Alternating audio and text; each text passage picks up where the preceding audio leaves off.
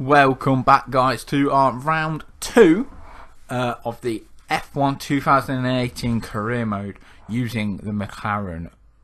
I'm not going to say McLaren Renault, I'm just going to say McLaren, because that's how I always used to say it. So yeah, using the McLaren, just trying to get a really rough setup here, just so we can try and hopefully get to the front of the pack. So we have qualified on pole. For the first race of the year, which was at Melbourne, but now we're at Bahrain. You may be thinking, what is going on there? Surely there should be a grandstand. And yes, there should be a grandstand, but I've turned down the settings so much that the grandstands aren't loading in, which is good for my PC, but you know, it's not too much of a problem when you're racing anyway, because you're not just looking for a grandstand, you're also trying to look for other cars. But you can see the Toro Rosso has come out on the Hypersoft tyre. For some reason the AI do like to come out on the Hypersofts in practice, but in qualifying they all qualify on the Ultras, which is a bit weird, but we have unfortunately binned it. So I've come up with a new rule: if you're crashing the race or the qualifying, you can't just do the rFactor thing, go back to your garage and get straight back out of there. You unfortunately have to sit out the rest of the race. Not the race, you have to sit out the rest of practice or qualifying. But this is our qualifying lap here in Bahrain. As you can see, it has turned night time, and I think we are following Nico Hulkenberg in his Renault car, taking turn 1 okay-ish. Still trying to get used to the mod a bit.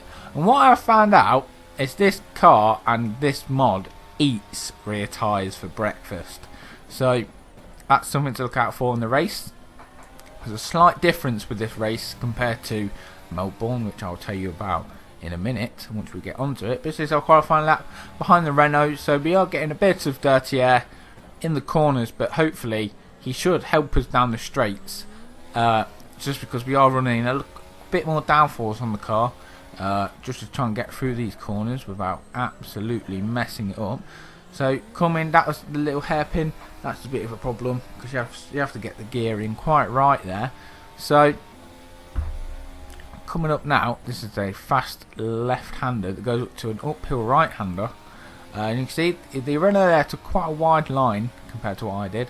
And as you can see, this is where we're sort of going to get some time back through the straights. So yeah.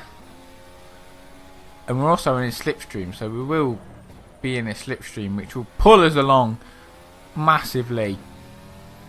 So as you can see, we are closing into the back of the Renault very slowly, but it's going to help us. And as you can see, we set a 1:32.1, and that was actually our fastest time we could achieve, which was not too shabby, because we are actually on pole position, followed by Charles Leclerc again in the Sauber, which is quite good. So I suppose Charles Leclerc's got some pace in the Sauber. Where did Fernando qualify? P9, which is not bad for the other McLaren. Now we're on to the race, and you may notice that instead of doing 10 laps like I did in the whole of 2007 career mode and the start of this one, we're now doing 15 laps. Gives us more strategic, I can't say the word, I just said it, strategic play, so more tyres used, and so on and so on. So just using a couple. Oh my god, did you see in the mirror that car? Okay, if you didn't see that, just rewind that and then look in my rear mirror going into turn 1. A car literally went to orbit and back. But yeah, gives us a bit more tyres we can use in the race. But this is lap 1. Got a Renault going up our inside there, so Hulkenberg is looking very, very racy today. We're going to throw it up his inside though into the hairpin, as long as we can get that move, because we've gone for a gear ratio that's more about speed than it is acceleration. So these guys are going to have a bit of an edge over us when it comes to accelerating out these corners, especially this one, which, as you can see, we are getting a little tow from Romain Grosjean, who is in front, followed by Charles Leclerc in front of him. So hopefully the Sauber will do quite well, because it'd be great to see an Alfa Romeo Sauber may win or even get a podium. You never know, especially in rFactor, because anything can happen. So nearly completed lap 1. You can see Valtteri Bottas is getting quite close behind us, so maybe he'll set up for a move going down into the first corner, just get into our slipstream and absolutely fly by us. But we're going to try and do the same on Roman Grosjean. So we are going to get in his slipstream, coming from a long way back. No DRS obviously in this game. And we thought better of diving up the inside of him, but we actually have crashed into the back of him there. Luckily no damage took to our car, but that meant Bottas is now going side by side with us and has got the position. So we are now down to 4th. We've been knocked off the podium by the Mercedes driver, but we're going to go back up the inside. Oh, I lost the rear end there. Got a bit tail happy did the McLaren. So we're going to try and just close up to the back of Charles Leclerc again. Well, this time, but last time it was Roman Grosjean, but now it's the Sauber driver. So we're going to try and close up to the back of these two and hopefully be able to get past. So as you can see, closing up the back of the Sauber. We're going to throw it up the inside, try not to run into the back of Grosjean this time, but we actually crashed into Charles there, which wasn't great, but you know, this happens. The tyre wear, as you can see at the rear, is pretty bad, but we have made a move on Roman Grosjean just in the slipstream. And this means we are now in first place on lap 2 at Bahrain. Let's hope it stays like that. Even though it won't be very fun for you guys, it'd be great for me, because it means I get my first win of the 2018 season. But as you know, rFactor, it is very, very unpredictable. And as what you're about to see did break my heart. So there you go. We have spun, and unfortunately, I was actually going to come in the pits anyway, and I just could not get the car back in a straight line. So,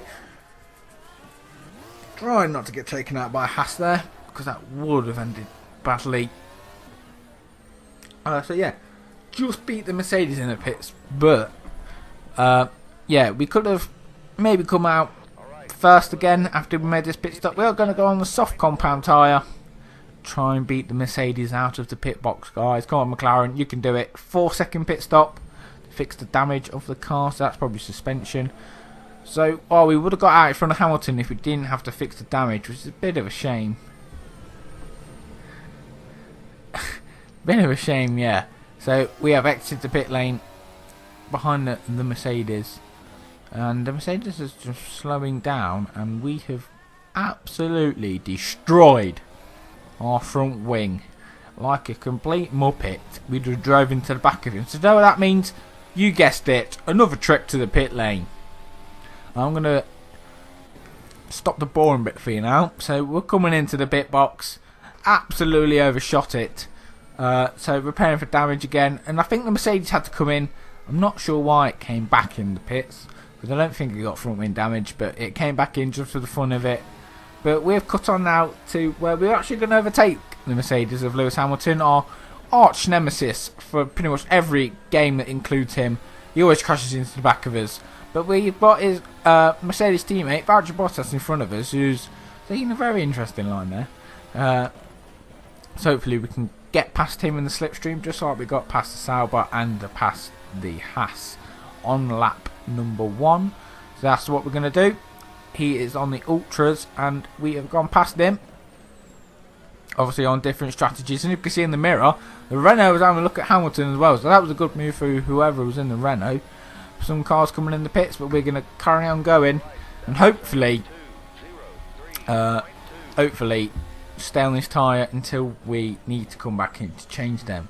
But you can see Ricciardo spun in front of us, and there was nothing we could have done there apart from literally teleported through him. It would have saved my front wing. But as you can see here, this was very unexpected, and like I said, I'm pretty sure that was Hamilton who literally just crashed into the back of us, because Hamilton just attacks me every game, and at this point I thought, God, I think we might have just lost a wheel.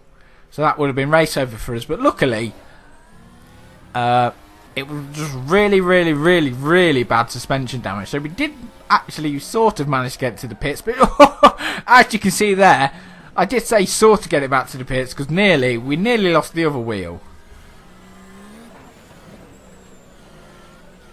Okay. Just get the car back to the pits, I was thinking, and we'll try and fix this. I'm going to cut out, because the amount of pit stops I had to do to damage during this race so far. I don't think you want to see another one. So as you can see, we're in the pit stop. Mechanics have fixed most of the car. Still got a bit of chassis damage and rear suspension damage, but apart from that, it's okay. So yeah, coming out of the pit lane, we're in last. So Charles Leclerc has, unfortunately, I believe, retired from the race, being that he's so many laps down. We've got Valtteri Bottas behind us here on lap 9. So this would usually be the last lap of the race, but we now have 15 laps to do instead of just the standard 10. And as you can see, I think the Mercedes is just out to kill me today, because he has just literally come and cut across the front of my car. So the tyres have worn down again. We're going to come into the pits, and literally in the blink of an eye, we're going to be coming out of the pits again. As you can see, so we have gone on to the super soft tyre. This is strategic. I can't even. Oh my god. Strategic. There you go. Strategic. Cool. So yeah, this should be able to get us to the end of the race without too much wear. But as you can see, we've got a very slow Daniel Ricciardo in front of us. So I'm not sure what's happening to him. Oh, there you go. You can see his front wing is absolutely missing. So he's obviously crashed into the back of someone. Let me guess, probably Lewis Hamilton, because he likes to crash into people, including me. But we are coming on to lap 12, and due to our strategy, we've actually managed to jump Valtteri Bottas, which was quite unsuspecting when I first came out of the pits. We're going to try and block him off there, so he does not get the place back. But Brendan Hartley is in front of us, so let's see if we can close down to him and also keep the Mercedes behind us for the rest of the race, which isn't too much to go. It's just only lap 13. But you can see we have absolutely thrown the car up the inside of Brendan Hartley there, because I did realise at the time that we're in P11, so I had to make that move, else we may not go into the points. So as you can see, we're in P9. We've got Valtteri Bottas behind us still, Lance Stroll in front. One more lap to go, so looks like we should hopefully be in the points. Okay, dokie. So as I was just saying, I don't know if we're going to be in the points now, because yet again we've lost our front wing on the last lap of the race. So this is just going to be, can we keep the car on the track game? And as you can see, we've made it around this far, keeping Bottas behind us. And I literally have no idea why we're so far behind us, yet we only have wheels keeping us on the ground at this point. But as you can see, really weird, the car stopped there. There's a car stopped there. We're going to get past Bottas into the braking zone for the last corner, so we've got the position back. We're actually into P6, which is crazy. There's a Ferrari stop there, Raikkonen, and Sergei Sorokin has stopped there just before the line. I know your pain, mate. I had it last race. So yeah, as you can see, we've finished P4. We've actually finished the race in points, and quite high points, and literally anything can happen in rFactor, as I said, but in the start of the race. As you can see here, just backing up my points. So as Carlos Sainz won on the ultra soft tyres, followed by Pierre Gasly, and then Fernando got on the podium, and then it was me. But as you can see, everyone ran out of fuel. So it wasn't just me being stupid last time when we ran out of fuel. Seems like everyone at some point runs out of fuel. And did Lewis Hamilton run out of fuel? No, he didn't. So he just finished last out of actually the runners. So unfortunately, it's not good for them guys, but it's good for me. Got 4th, only 1 spot off the podium, not too bad. But if you have enjoyed this episode, please hit the like button and comment down below what you thought and anything I should change. Enjoy making these. The mod is great. So I'll see you guys next time. Have fun, take care, and goodbye.